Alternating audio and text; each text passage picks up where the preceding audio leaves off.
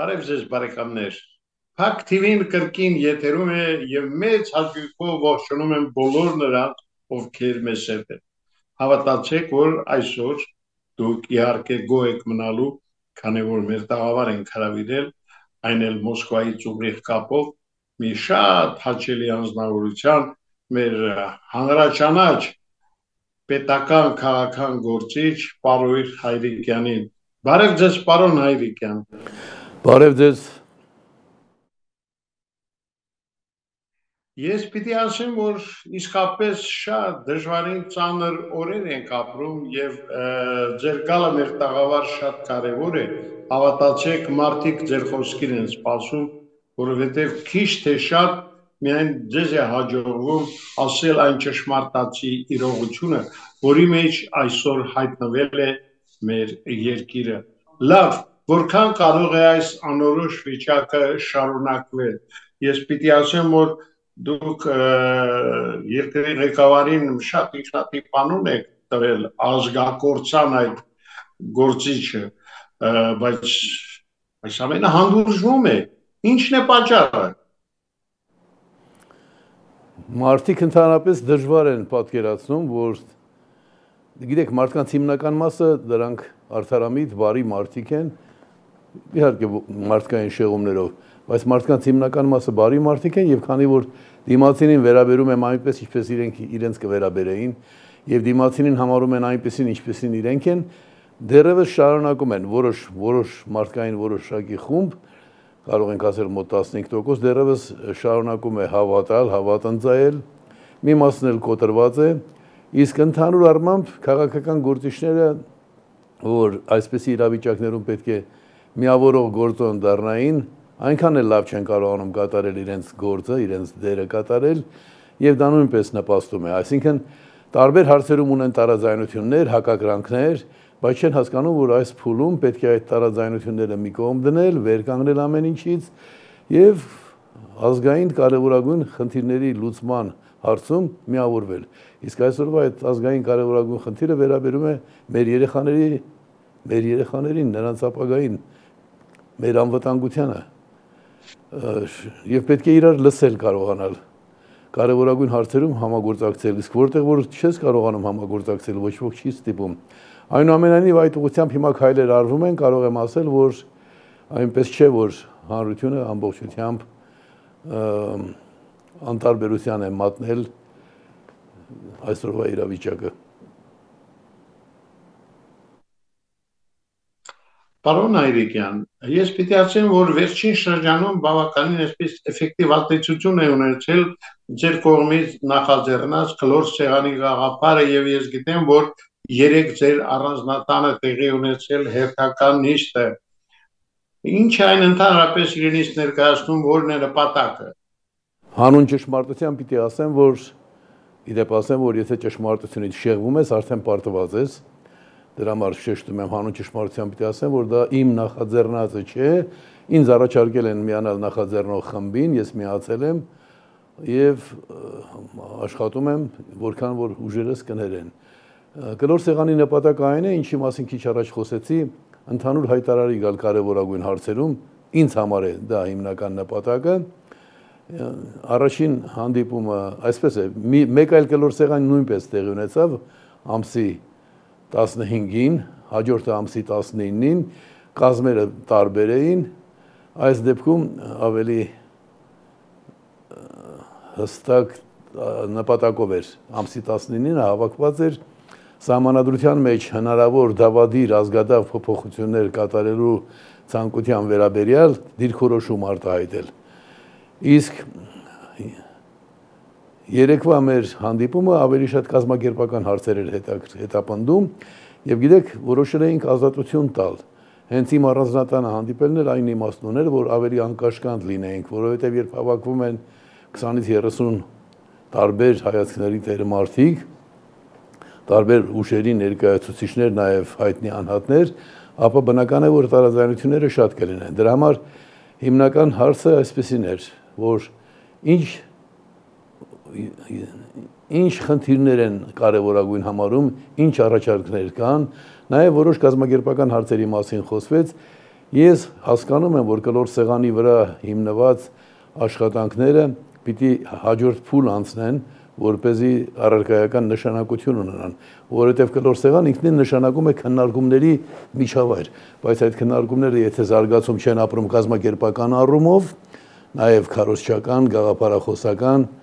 ի վերջո նաև ծրագրային, ապա դրանք մնում են կլոր սեղաններ, որոնք օգտակար են մտքերի փոխանակման համար, սակայն դժվար թե առաջ տանեն ժողովրդի կողմից սպասելի խնդիրների լուծումները։ Ես մասնավորապես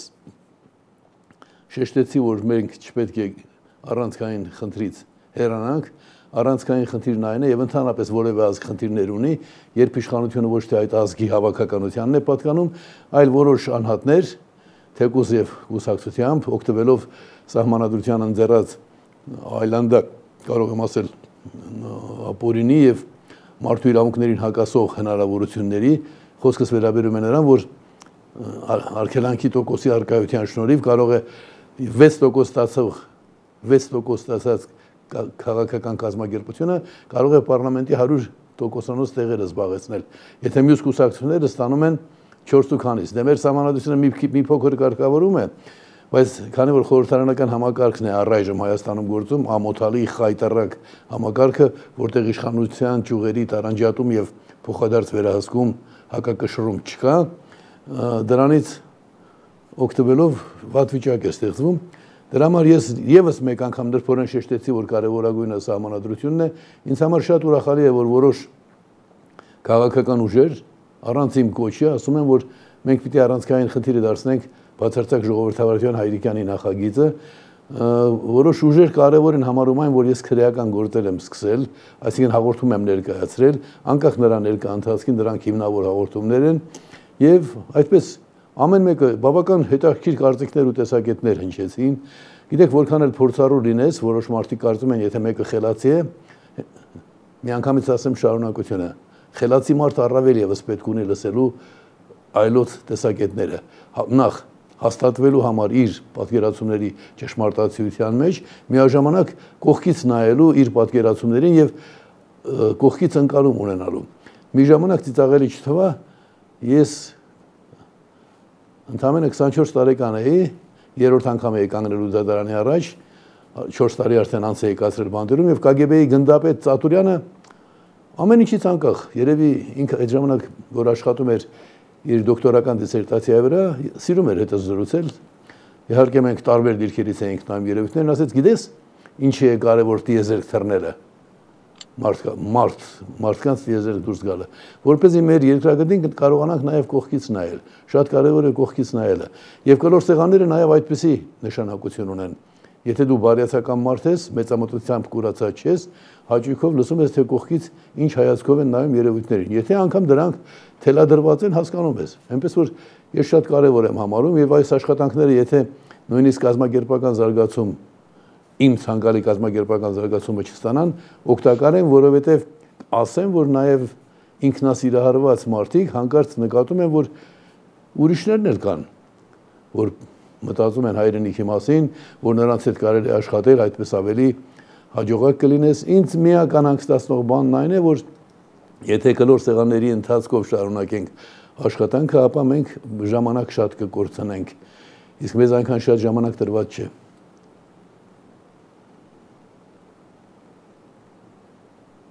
Պարոն Հայրիկյան, մի շատ ծեծված թեմայի էլ անդրադառնանք, խոսքը խաղաղության պայմանագրի եւ Թրամփի ճանապարհի մասին է, վերջո այստեղ էլ փորձեք փակագծերը բացել։ Գիտեք, եթե երկարաբանում ես, շատ ես խոսում որևէ երևույթի մասին, նշանակում է դու քո հիմնական պատասխանը չունես։ Նախ ասեմ, որ խաղաղության պայմանագրի մասին խոսելիս պետք է տեսնես, թե կողմերը որքանով են տրամադրված խաղաղության օգտին, այսինքն կա բարի կամք, թե ոչ։ Ակնհայտ է, որ բռնապետ Ալիևը բարի կամք ունենալ չի կարող։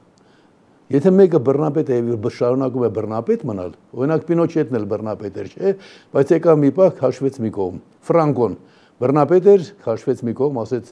ես ուզում եմ, որ իմ երկիրը պատկանի ժողովրդին, ավանդույթները վերականգնվեն, սահմանադրական միապետություն վերականգնեց Իսպանիայում։ Իսկ այս բռնապետը այդ բնույթի որևէ քայլ չի կատարել։ Ալիևը աշխարհահռչակ բռնապետ է եւ Նիկոլ Փաշինյանի օգնությամբ ինքը պարզ երես է կարողանում աշխարհին ներկայանալ, որտեղ Նիկոլ Փաշինյանին համարեցին մեր ազգային խայտարակությանը, մեր ազգային պղծությանը համարեցին ժողովրդավար, որտեղ ինքը շատ է չէ խոսում մեր խաղաղ ոչ բռնի եւ այլն հեղափոխության եւ ժողովրդավարության բաստիոն դառնալու մասին։ Ասում են դե եթե այդ մարդը հակամարտության մեջ լինելով այդպես սիրալիր, հարգալիր է վերաբերում այս բռնապետին, ուրեմն կա մի բան, որ մենք այնքան էլ լավ չենք հասկանում։ Առաջինը ինքը պիտի ասեր։ Ուրեմն խաղաղության մասին բռնապետների միջև կնքված խաղաղությունը աշխարհում երբեք չի եղել իրական խաղաղության պայմանագիր։ Լավագույն օրինակը Ստալին-Հիտլեր պայմանագիրն էր խաղաղության։ Ուրեմն մենք պիտի հասկանանք, որ բռնապետ Ալիևի եւ բռնապետական հակումներ դրսեւորող մեր ազգային խայտարակության ու պղծության միջև ոչ մի դրական զարգացում չի ունենալու։ Ինչ վերաբերում է Թրամփի ճանապարհին, այստեղ մի սկզբունքային մոտեցում պետք է դրսևորվի։ Եվ ես ապարտադրում եմ բոլոր հայ քաղաքական գործիչներին արդարության մասին խոսելու կամք, վճռականություն եւ գիտակցություն մեծ մասը չունեն։ Մեր ազգային պղծությունն ու խայտարակությունը ընդհանրապես նրա բառապաշարում արդարություն բառը չկա, բայց նա պարտավոր է եւ բոլոր նրանք, ովքեր հանդես են գալիս հայ ազգի անոնից, հայ ազգի իբրև շահերի ներկայացուցիչ, նրանք պետք է հիշեն մի բան, գոնե նվազագույնը պետք է ասել։ Խտրական վերաբերմունք մենք չենք կարող ընդունել մեր ժողովրդի նկատմամբ։ Թրամփի ճանապարհը խտրական վերաբերմունքի դրսևորում է հայության նկատմամբ։ Երբ դու խոսում ես խտրական վերաբերմունքի մասին, դիսկրիմինացիայի մասին, մեր քաղաքակրթության հիմքում ընկած է դիսկրիմինացիայի բացառումը։ Այդպես է որ գործը հաստավ նրան, որ հանրության կողմից անընդունելի տարրերին, գիտեք ինչի մասին եմ ասում են չէ, նրանք էլ ապրելու, գործելու իրավունք ունեն, որովհետև չեն ուզում որևէ տեսակի խտրականություն լինի։ Նույնիսկ այնպիսի զարգացած երկրներում,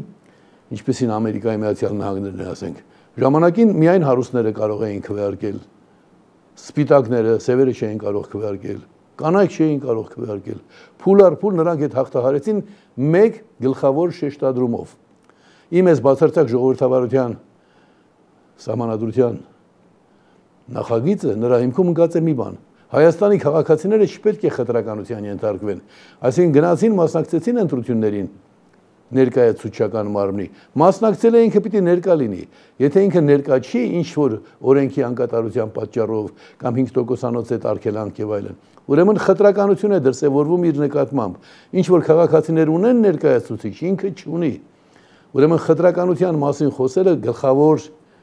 ելակետային դրույթը պետք է լինի բոլոր հայ բանակցողների համար եւ այդ դեպքում իրենք կլինեն նաեւ հաղթական, այսինքն ասում եք գիտեք ինչ կա, ինչ ուզում եք անենք, բայց մի հատ նայենք, խտրականություն կա մեր հանդեպ։ Ասում եք, չէ, ինչ եք ասում, ձեր տնտեսությունը կզարգանա, դուք փող կստանաք, 30%-ներ կստանաք այդ ճանապարհի։ Ասում են ներողություն։ Ամերիկայով անցնող ճանապարհների համար դուք 30% եք ստանում, թե 100%-ը վճարումների։ Այդ ինչի պիտի մեր երկրով անցնող ճանապարհի համար մենք օգուտների 30% ստանանք։ Դա ինչ խտրական, դա ազնիվ չէ, խտրականություն է։ Կամ այն ճանապարհը, որ պետք է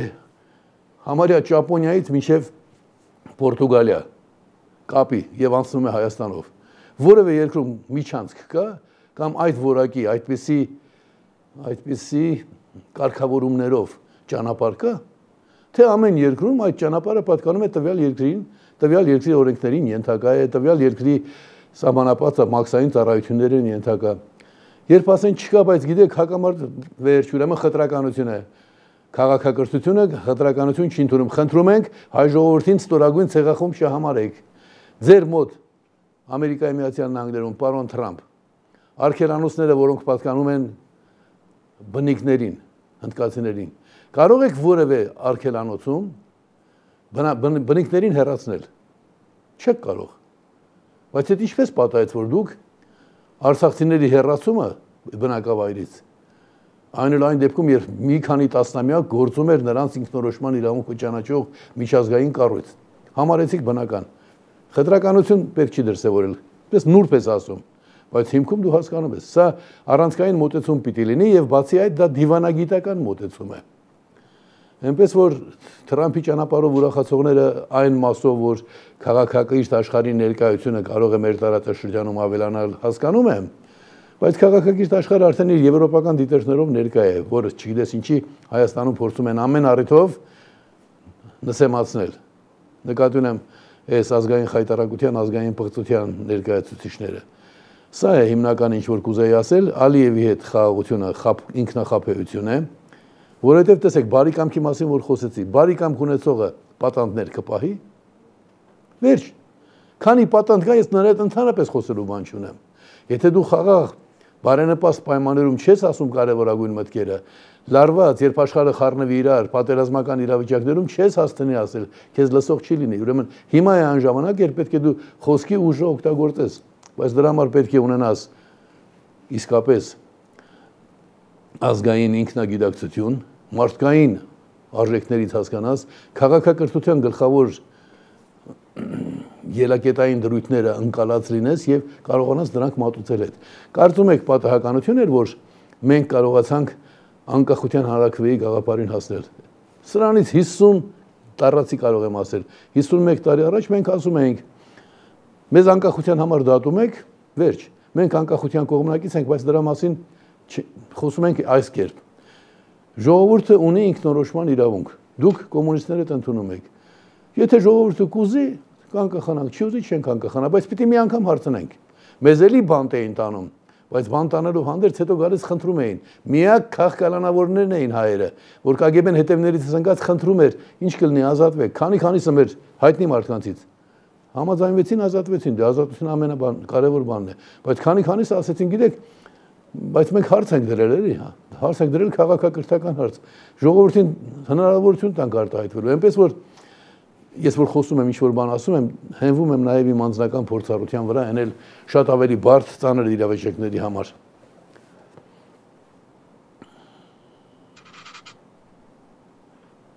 Գիտեք, ես պիտի ասեմ, որ այդ ձեր նշած Բաքվի բռնապետի Էրդողանի այսպես նախաձեռնությամբ այսօր մեր իշխանությունները փորձում են Արարատը դուրս բերել հայի գիտակցությունից։ Անգամ Արարատ սիգարետները, գիտեք, չէ, վաճառքը արգելվեց, հիմա վաճառվելու է Արագած։ Սա էլ իհարկե ինքնատիպ այսպես որոշում է, որ կայացրել է մեր իշխանությունը։ Տեսեք, եթե ազգադավ են, պիտի լինեն ազգադավ մինչև վերջ։ Ես որ ասում եմ ազգային պղծություն, նկատի ունեմ ազգադավությունը։ Սկզբունքային լուծումը հետևյալն է, սկզբունքային։ Բայց չի կարող մարդ սկզբունքային մոտեցում դրսևորել, եթե ինքը մեծամիտ է։ Մեծամիտ է եւ տարբեր կասկածելի հանգամանքներով է եկել իշխանության։ Եթե ինքը սեփական ժողովրդի կամքը բռնանալը բնականon օրինաչափ է համարում, եթե հրապարակային ելույթներում, գիտեք, երբ դու սպառնում ես գաղափարական հակառակորդներից եւ սպառնում անվայելուչ խոսքերով, դա իշխանավորի կեցված չէ։ Ընդդիմադիրը կարող է հուսահատական վիճակում ինչ-որ սուր բաներ ասել, որպեսզի խոսքը մի կերպ տեղ հասնի, բայց ունես իշխանական լծակներ, այսինքն մենք գիտենք ով է ինքը։ Սկզբունքային լուծումը ես չեմ մոռանա, բայց ասեմ, ուրեմն Արարատ կոնյակը, որ աշխարհում եք հայտնի է, պիտի այսուհետև կոչվի Արագած, հետաքրքրական է դառնում։ Դպրոցներում պիտի արգելվի Եղի Շեչարենցի, որպես անհաս փառքի ճամփա ես իմ մասից սառն եմ սիրում։ Վաղը դպրոցներում պիտի հնչեր նաև ձոն անկախության բանաստեղծությունը, որպեսզի Մասիսը հայության խորհուրդն ավիտենական, անշղթա ազատ ու հայկյան լինի։ Այսինքն պիտի ասվի, որպեսզի Արագած, դե Արագած արդեն ազատ է, էլի։ Այսինքն դա մարդկանց մեջ բոլոր մարդկությունը ունի ազգային արժեքներ։ Դրանք գալիս են, դրանք անմիջականորեն կապված են աստվածաշնչյան եւ տարբեր քաղաքակրթություններում առկա մեծերին պատվելու գաղափարի հետ։ Ավելին աստվածաշունչը մեզ շատ խիստ է տալիս սահմանումը, այսինքն 10 պատվիրանները։ Պատվիրանների բոլոր կետերը, այսինքն բոլոր պատվիրանները կարող եմ ասել հրամայական են եւ բացատրություն չեն ներկայացնում։ Մի պատվիրան կա, որը բացատրություն ունի, թե այսինչ բանը մի արա կամ արա ինչի համար։ Օրինակ, երբ ասում եմ մի գողացիր, չի ասում ինչի։ Մի ստիր չի ասում ինչի։ Ասում է, ուղղակի մի գողոց։ Բայց մեկը պատվիրաններից հետևյալն է. պատվիր մեծերիդ, որ օրերդ երկար լինեն։ Տարբեր տեղեր տարբեր կերպ է ասվում։ Պատվիր մեծերիդ, որ երջանիկ, իմաստը հետևյալն է։ Եթե ուզում ես հաջողության հասնել, պիտի պատվես մեծերիդ, ծնողներիդ։ Դա նշանակում է, որ եթե դու հակառակն ես անում, այսինքն վատ լինելու նախապայմանը այն է, որ դու հակառակն անես, ծնողներիդ չպատվես։ Հիմա այս ազգային պղծությունը մեր ազգինն է, դրա համար պիտի ասեմ, ազգ ունի դրական դրսևորումներ եւ բացասական։ Հիմա այս բացասականների խորհրդանիշ դարձած այս ազգային պղծությունը ուզում է, որ մենք չպատվենք մեր ծնողներին եւ բնականաբար մեր օրերը երկար չլինեն։ Դա մեզ մահվան դատապարտելու ամենակարճ ճանապարհն է։ Ես կուզեի, որ ամեն մարդ դա հասկանար։ Եվ տեսեք մի բան էլ, սա արդեն ոչ աստվածաշնչային, այլ մարդկային։ Ինքը իրեն իրավունք է վերապահում երազել հաջորդ ընտրություններում, իբր թե ինքը պիտի մասնակցի, այդքան լավատես է, էլի։ Եվ ինքն էլ դեռ պիտի հաղթի, ու ոչ միայն պիտի հաղթի, այլ պիտի ունենա սահմանադրական մեծամասնություն, որը ընդհանրապես ժողովրդավարության պայմաններում բացառված է։ Աշխարհի որևէ ժողովրդավարական երկրում, մանավանդ խորհրդարանական այդ իդիոտ համակարգ ունեցող պետություններում, որևէ քաղաքական ուժ ամենաշատը պիտի ստանա 40%, ամենաշատը։ Օրինակ վերցրեք Գերմանիան, հայամատաբար քաղաքակիրթ խորհրդարանական պետություն է։ Այնտեղ հաճախ այնպես է պատահում, որ կառավարություն ձևավորելու համար աչերն ու ձախերն են կոալիցիա ստեղծում, որովհետև հնարավոր չի։ Եվ իրենք էլ գիտեն, որ դա մի քիչ նման է ծիածանին։ Ծիածանը ներդաշնակ գույների համակցություն է։ Այնքան ներդաշնակ, որ նրանց միացումից առաջանում է սպիտակ գույնը։ Ժամանակին դա ազգային միացյալ կուսակցության դրոշներ։ Սպիտակի ներսում հավերժական նշանը, իսկ այդ հավերժական նշանի ներսում խաչը։ Իսկ ձախ կողմի վրա ծիածանի 7 գույներն էին, ասինքն բազմակուսակցական Հայաստան, ազգային ուժերի միավորում եւ անկախության հանգրվանին հասնելու ձգտումը։ Դա 74 թվականից պաշտոնապես է ազդարարվել, նաև դատարանում իմ վերջին խոսքում։ Հետո կար մեր կանոնադրությունում։ Ուրեմն սա կարծում է, որ տեսեք, ինքը երազելու իրավունք ունի, այլանդակություն երազելու իրավունք ունի։ Սա իր այդ պղծություններով սահմանադրական մեծամասնություն դառնալու պիղծ երազը իրեն համար բնականon է համարում։ Բայց հայ մարդուն արգելում է երազել, որ ինքը իր նախների ոչրագործության ենթարկված, ցեղասպանության ենթարկված հայրենակիցների ինչ որ այդ երկրի մի մասի տերը կդառնա, աշխարհով սփռված կհավաքվի, որ Արարատը մեր խորհրդանիշն է եղել բոլոր դարերում, էլի մերն է։ Մեզ քաղաքացիներին զրկում է երազելու իրավունքից, ինքը պիտի երազի միայն եւ պիտի երազի իշխանություն։ Անկամ այս սահմանադրական փոփոխություններ կատարելու մեջ, չէ՞։ Ամենայն պատասխանատվությամբ ասում եմ, բոլոր մարդիկ, ովքեր հիմա ինձ լսում են, պիտի նայեն հայելուն եւ ասեն. ես չգիտեմ, թե Նիկոլ Փաշինյանը ինչու է նախաձեռնել սահմանադրական փոփոխություն։ Երբ չունի, նույնիսկ մի անգամ չի ասել, սահմանադրության մեջ այսինչ բանը սխալ է, այդ ուղղելու համար պիտի փոփոխություն նախատեսենք։ Հետևաբար պիտի նայի հայելուն ասի, հետևաբար ես հասկանում եմ, որ ինքը հետին նկատառումներ ունի։ Սահմանադրությունը մեր հիմնական օրենքն է։ Ուրեմն այդ ազգային պղծությունը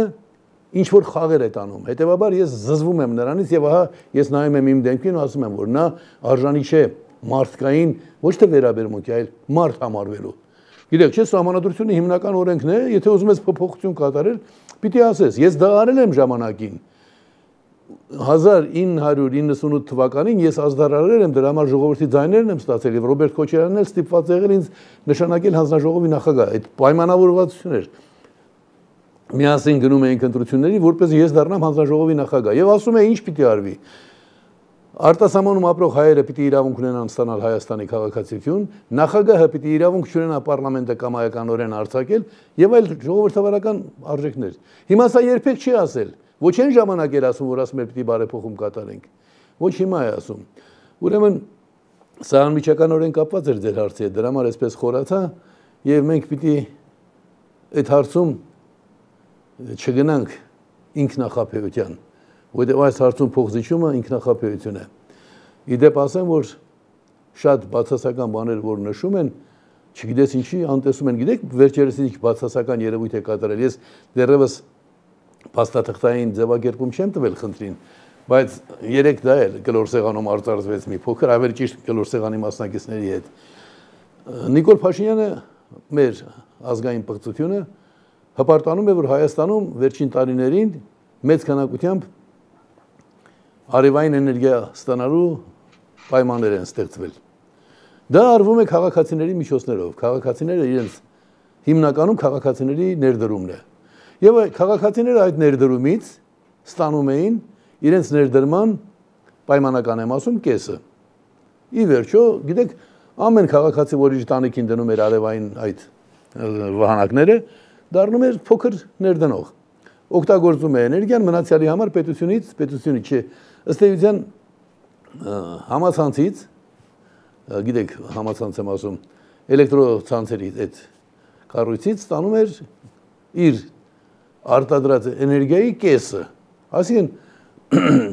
պետական համակարգը կամ այդ գործով զբաղվող մասնավոր ձեռնարկությունը իր տեղում նստած օգուտներ էր ստանում։ Չէ՞ որ մարդը գումար է ներդրել, կարող էր լրիվ ստանալ, ստանում է կեսը։ Սրանք հիմա դարձրին քառորդը։ Այս ազգային պղծությունը պատերազմ է հայտարարել սեփական ժողովրդին, սեփական քաղաքացիներին։ Նահարկային տերոր է սկսել քաղաքացիների դեմ եւ ասենք թե մի 10%-ը դեռ խապկանքի մեջ է, բայց վաղը մնալու է առավելագույնը 5%, որովհետեւ բոլոր մարդիկ հասկանում են, որ այն ինչ ես ասում եմ, բխում է իրենց իրական շահերից եւ իրենց իրավունքների մասին է։ Իսկ այն ինչ դա անում է, դա ի վերջո ուղղված է մարդկանց դեմ, մարդկանց հոգևոր արժեքների դեմ, մտավոր արժեքների դեմ, նյութական արժեքների դեմ, ընդհանրապես մարդկանց իրավունքների դեմ։ Պարոն Հայրիկյան, երկրում կարելի է ասել ակտիվանում է կոռուպցիան, ծաղկում է, ակտիվանում է նաև հանցագործ աշխարհը։ Տեսեք, վերջի դեպքերը սպանության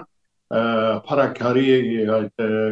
համայնքապետի սպանությունը ոստիկանի մի օքել ծանր վիրավորվել է։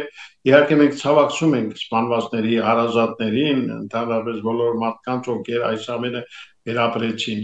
բայց սա գալիս է ասելու, որ անարխիան, քաոսն է երկրում գլուխ բարձրացնում։ Ներքին անհարմարավետություն է զգում,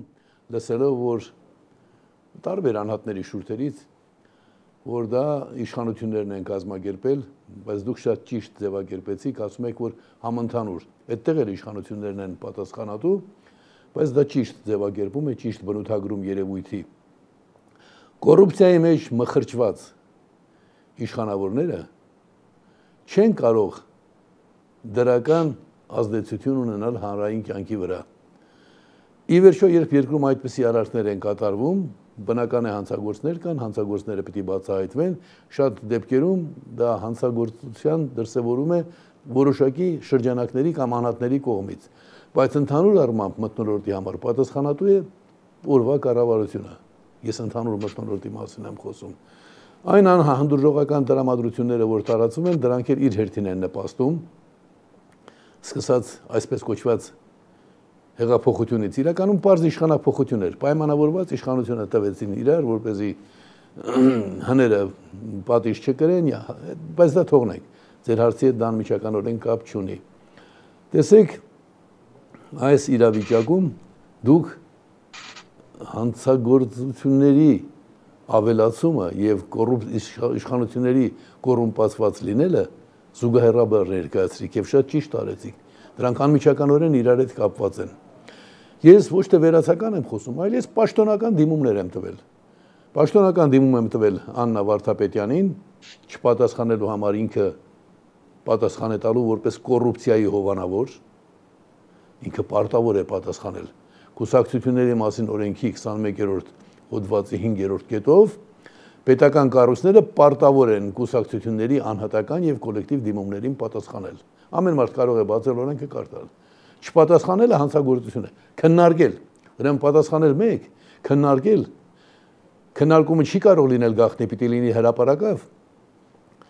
Եվ հակակոռուպցիոն կոմիտեին, հակակոռուպցիոն կոմիտեն ավելի զգուշավոր է աշխատում, այնտեղից պատասխան եկավ, պատասխանն այն էր, որ դուք փաստ չեք ներկայացրել։ Ուրեմն ես ներկայացրել եմ փաստեր, որ այս ազգային պղծությանը իշխանության գալուց հետո 5 անգամ տրվել է սահմանադրության նախագիծ եւ ոչ միայն սահմանադրության նախագիծ, այլ նաեւ սահմանադրական բարեփոխումներ կատարելու հայեցակարգ։ Մենք լրիվ նոր սահմանադրության մասին չենք խոսել մեր տարբերակում, մենք որովհետեւ անցյալի գործերը ամբողջությամբ արհամարելու անխոհեմությունը չունենք։ Բայց այնտեղ ներկայացված է թե ինչ են գործում։ Մեր հիմնական նպատակն այն է եղել, որ որևէ իշխանավոր անվերահսկելի չլինի եւ վերահսկելի լինի ի վերջո քաղաքացիների կողմից։ Քաղաքացիների իրենց բոլորին ընտրությանը մասնակցած բոլոր քաղաքացիներին ներկայացնող ներկայացուցչական մարմնի միջոցով։ Ես միայն մի փոքր հատվածն եմ ներկայացնում։ Ուրեմն Հայաստանում արդեն մի քանի տարի է գործում է կոռուպցիոն հզոր համակարգ ազգային պղծության ղեկավարությամբ։ Ես սա ասում եմ, սա պատասխանատու խոսք է, ասում եմ հետևյալ շեշտադրումներով։ Նա խախտել է իր իսկ ստեղծած, իր իսկ գրած նորմատիվ իրավական ակտերը, դրանք խախտել է հանցագործություն է, մի դեպքում վարչական, մյուս դեպքում քրեական, եթե ուղեկցվել է իշխանության չարաշահմամբ, ապօրինի աշխատավարձներ տրամադրելով, իշխանության լծակները օգտագործելու միջոցով ճնշում գործադրելով, դա ծանր հանցագործություն է։ Երկրորդ, կա հանրագրերի մասին օրենք, դա նույնպես խախտվել է, հանրագրերին պատշաճ չեն անդրադարձել։ Եվ վերջինը սահմանադրական օրենք կուսակցությունների մասին, այս բոլորը իրար ես միացնում եւ հետո պարզվում է, որ հակակոռուպցիոն կոմիտեի նախագահը ճիշտ է, նա կարող է արդարանալ, դե ես այսպես էի կարծում, այս պատասխանն եմ տվել, բայց քանի որ ես երկրորդ դիմումն եմ գրել, որում ասում եմ, որ ձեր գրածը չի համապատասխանում իրականությանը, ձեզ փաստեր ներկայացված են եւ տեսեք, ասում եմ, ձեր անունից մեզ պատասխան ուղարկողը պատշաճ վերաբերմունք ցույց չի տվել, այնպես որ անձամբ պատասխանեք, ինքը պատասխանը դարձյալ փոխանցում է նույն անձին, ում վերաբերյալ բողոք ես գրել։ Սա արդեն ոչ միայն անհեթեթություն է, այլ ցույց է տալիս իշխանության չարաշահման եւ որոշակի նպատակներով իր ազդեցությունը օգտագործելու տրամադրվածությունը։ Կոռուպցիայի մեջ ներգրավված են վերջին արդարադատության 4 նախարարները, որոնք առիթից առիթ ստում էին ժողովրդին, թե գիտեք ամեն ինչ լավ է, դուք հիշում եք, չէ՞, նախնական փուլում սահմանադրական փոփոխություններ ձախողվեց, հետո անցավ նոր հանձնաժողով, արդեն խորհուրդ ստեղծեցին։ Այդ խորհրդի կազմում էլ իբրև թե չեզոք մարդիկ կան, բայց նրանք էլ բոլորն էլ պատասխան են տալու ամեն մեկը իր արածի չափով։ Այնուհետև պարզ դարձավ, որ մի քանի 100 միլիոն դրամի վատնում է տեղի ունեցել։ Այսինքն մարդիկ ստացել են աշխատավարձ, նշված ժամկետներում բարձր աշխատավարձ, մաքուր 700,000 դրամի մասին է խոսքը։ Հայաստանի համար դա բավական բարձր աշխատավարձ է։ Մոտավորապես $2,000 ու ոչինչ չեն արել։ Ապօրինի աշխատավարձ ստացողներն էլ են դառնում հանցագործ, նրանք էլ են կոռուպցիոն խմբի անդամ։ Այսինքն մի հսկայական թիմ արդեն 100%-ով մեջտեղում է։ Մնում է, որ դատարանը որոշում ընդունի։ Այս օրերին տեսնեմ ես, ինձ շատ են առաջարկում, որ դա դարձնենք արդեն զանգվածային եւ հանրային աջակցություն վայելող խնդիր, այսինքն հանրահավաքեսանում ոչ թե պահանջելով, որ Նիկոլը պիտի հեռանա, այլ Նիկոլը պիտի բանտ տարվի։ Ազգային պղծությունը, ազգադավը, ազգային խայտարակությունը, որպես կոռուպցիոն հանցախմբի ղեկավար, պետք է կառավարության շենքից ոստիկանների պատվավոր ուղեկցությամբ, այդ որ 20-30 ավտոմեքենա է։ Աշխարհում այդպեսի բան չկա, գիտեք, որ 20-30 ավտոմեքենա գնա, քաղաքացիները կանգնած շչակներով արտահայտեն իրենց դժգոհությունը։ Ռուսաստանից մարդիկ էին եկել, ասում են մենք Պետերբուրգում երբեմն ստիպված ենք լինում ավելի երկար սպասել, բայց վարորդները սպասում են հանգիստ։ Ձեզ մոտ ինչ են այսպես բոլորը բողոքում շչակներով։ Չէ՞ որ այստեղ կարճ է տևում։ Ասենք այստեղ տևում է 20 րոպե, կես ժամ, մեզ մոտ երբեմն տևում է ժամից ավելի, բայց ձեր մոտ որտեղ մարդիկ զզվել են արդեն այս ամենից եւ որքան էլ ներկայացումներ կազմակերպի, դուք հիշում եք են կեցե մարդիկ այդտեղ ցույց տվեցին նախ եւ առաջ այդ ազգային պղծությանը։ Ստիպում էր, խնդրում էր, աղաչում էր, որ գոռացեք կեցե, որ իբր իրեն աջակցում են, բայց մարդիկ եկել էին իրենց ասել էին գնացեք այդ համալիրը, անգամ 3 բառ չէին կամենում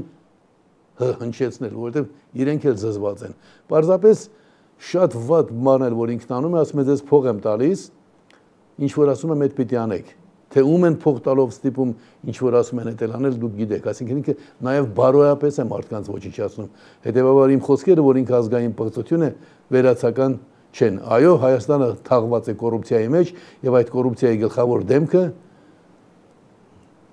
ազգային պղծությունն է։ Այժմ արդեն գլխավոր հովանավոր այդ տիկին Վարդապետյան կոչվածն է, որտեղ նա պաշտոնապես իրականացնում է այս կոռուպցիոն հանցախմբի իր կարծիքով իրավական, իրականում շակերտներով իրավական պաշտպանությունը։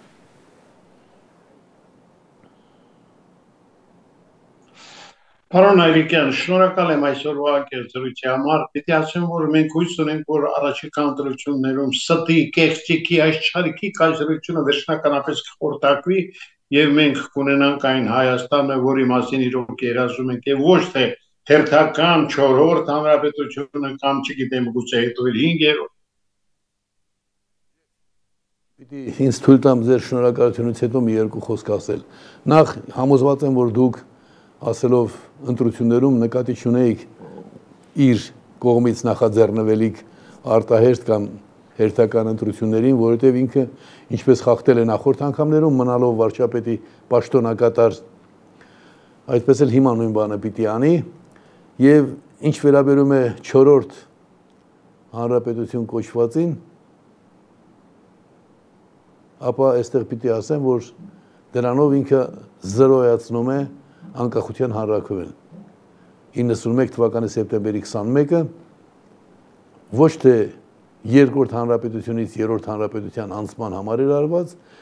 այլ սովետական միություն կոչված բռնապետությունից Հայաստանի դուրս գալու եւ ազատ ու անկախ հանրապետություն հիմնադրելու։ Այնպես որ այդ 4-րդ հանրապետություն եզրը նույնպես հերթական դավադրություն է մեր ազգի նկատմամբ։ Շնորհակալ եմ, որ ինձ հրավիրեցիք։